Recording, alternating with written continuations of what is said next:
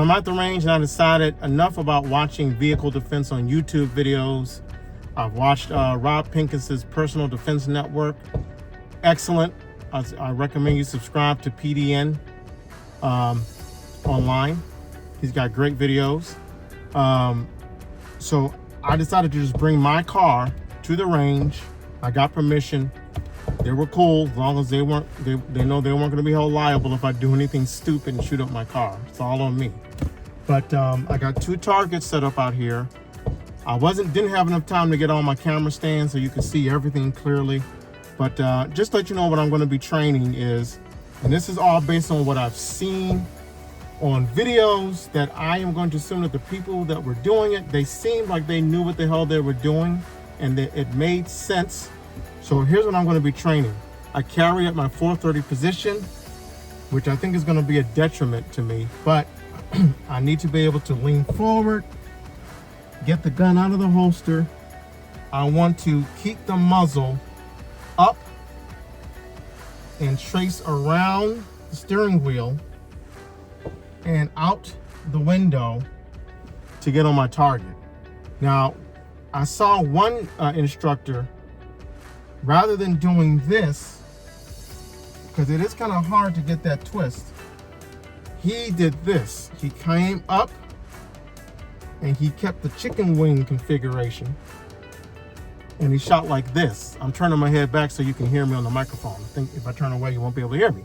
So he shot like this. So I'm going to try both ways and see which one. Well, I can already tell this one's probably going to feel better because this feels a little unnatural.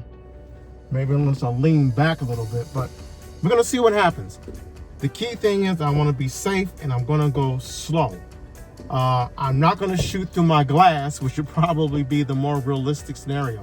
It's not worth all that. So I'm going to lower the window, the driver's side window, and go slowly. I'm not about speed right now because this is the first time I'm doing this.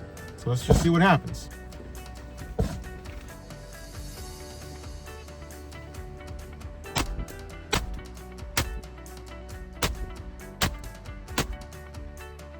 Okay, the majority of my shots were in the down zero area or the high center chest. I had some of them go low, but in my opinion, under stress of shooting in my car, they're not all going to be where I want them to be. If we add the glass, that's a whole different ballistic scenario. I have read or heard that, or seen on videos that if you're shooting through glass, maybe your first shot should be a little lower because that bullet is gonna be deflected up. So maybe you shoot lower, establish that hole in the glass. So you shoot 3 or 4 times, then you start shooting through the hole as we normally train to shoot dead on instead of shooting low, because you've established that hole that you can put your muzzle through and shoot through. I'm not going to shoot through my glass. I'll just have to take their word for it. But I want to keep training this. A couple things I took away from that practice run. One, I have been toying with the idea of appendix carry. Why? Because it is, without a doubt, the quickest draw stroke. I train drawing with my right hand and my left hand at the 430 position, which is why I carry at 430, so I can get around with my left hand in case my right hand's out of commission. I can still get to the gun. With the appendix carry, I feel like it's easier to get it with my left hand. I might have to reorient between my knees to get it up to on target in proper configuration. But yeah, I've been playing around with appendix carry. I think that will be more desirable in a situation like this than leaning forward and having to dig down for the gun here. It adds a lot of time. The other thing that I did discover was that if you have to shoot from your car, those shell casings may hit this A zone here, if that's the right term for that, and you're going to get some bounce back. You got to deal with it, right? So I'm going to try this a couple more times.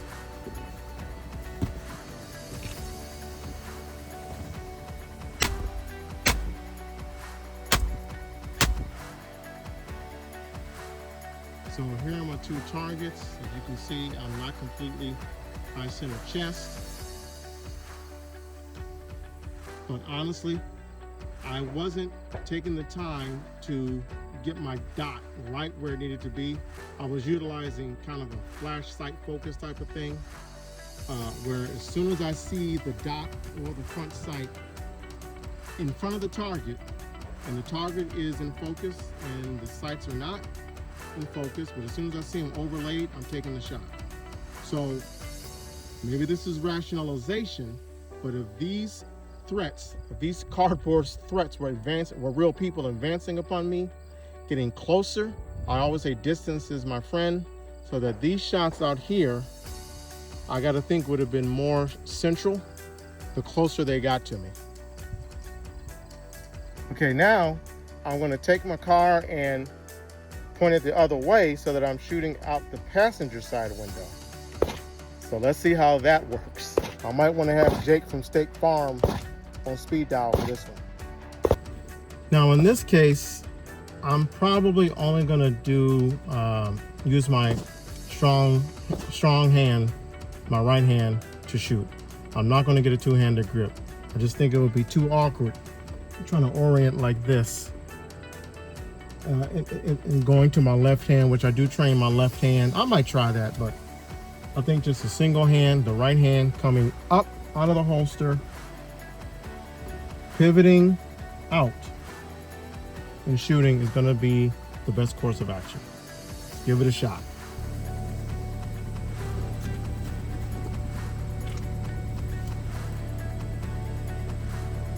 Couldn't find the dot. Shit.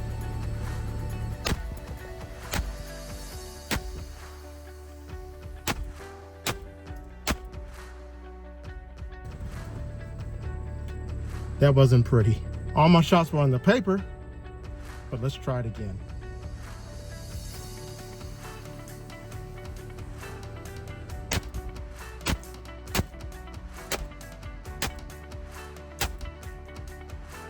All right, in the interest of being totally transparent here, let's go check out the targets. I'm realizing that another byproduct of this particular drill is your car is gonna smell like gunpowder. Yeah. Some stuff down there.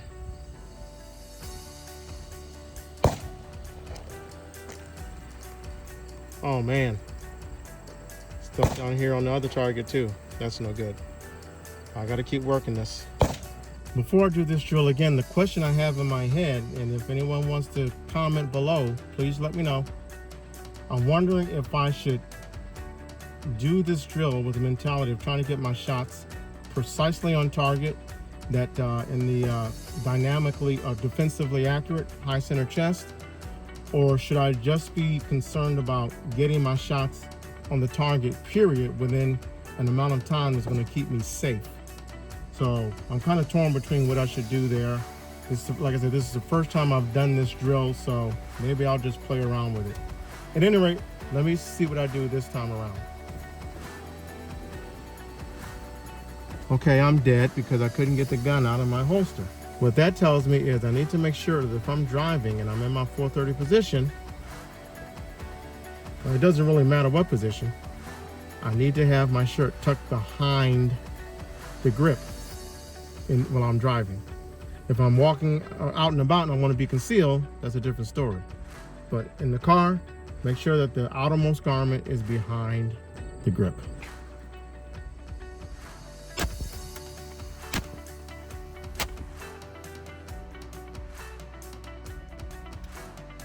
Slide block. All right, I just checked the targets and my shots weren't as low as they were before. I think I added a little bit more speed, maybe not much, but my shots were still not exactly where I would like them when I'm directly delivering to the target, but not that low as before. So the next drill I'm going to attempt is shooting out the passenger side window, putting multiple shots on threat number 1, multiple shots on threat number 2, then unfastening the seatbelt and exiting the vehicle, staying within cover along the car, going to the front of the car where the engine block is, which should act as cover for a round, and delivering fire from that position. Now, unfortunately, I only have one camera, my cell phone that I'm using right now. So I'll only show you how I shoot from the car, from when I get out of the car and I take up a cover position at the front end of the car. Next time I'm at the range, I'll do this again and I'll bring all of my camera gear. I didn't have time to mobilize all of it before I had to get to the range this morning. So let me just see how that works out. I'll take video of what I can and I'll cut it into this.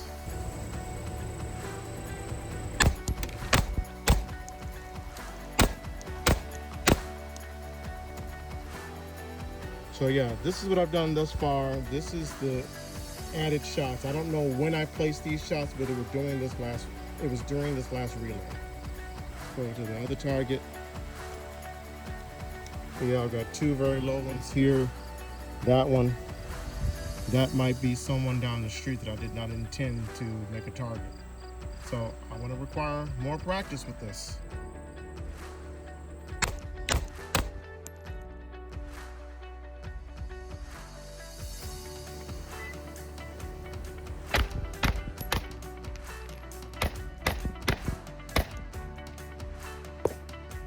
Okay, so 3 low on that relay. Let me come over here. Oof, okay. I had 4.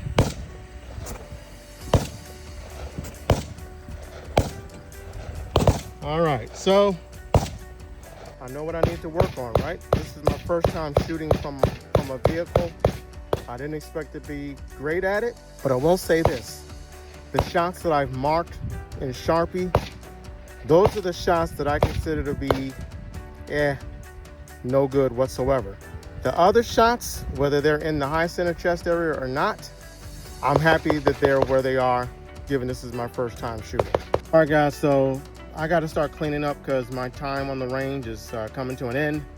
So, but that was fun. I was eager to get out here and try something new. I don't know why I didn't try this before. I kept saying to instructors, hey, do you teach vehicle defense? Do you teach vehicle defense? And I couldn't find anybody. Then all of a sudden it hit me, to hell with it. Use your own vehicle and shoot out your own windows. So that's what I did today. And it's just something else I gotta work on. It's in my mental toolkit and just something I gotta work on. Now what I got to do is clean up the range and clean up all the shell casings in my car, so in case I get pulled over, the officer doesn't think I was in a shootout. I also got to get all the flies out of my car. I don't know what it is like at your outdoor range, but man, in the summertime, these little mites or these little pesky flies, they fly all over the place. Once they get in your car, you can have the window open and shoo them, and they'll go right towards the window and then turn around and go back in your car. So I got to spend about a half hour cleaning up all this stuff. So, all right, guys, listen, this is new for me. So if you have more experience doing this, please politely leave comments below. Tell me what you think I need to be considering or what maybe I didn't consider. All right, guys, take care. Keep training. Stay safe out there. See you soon.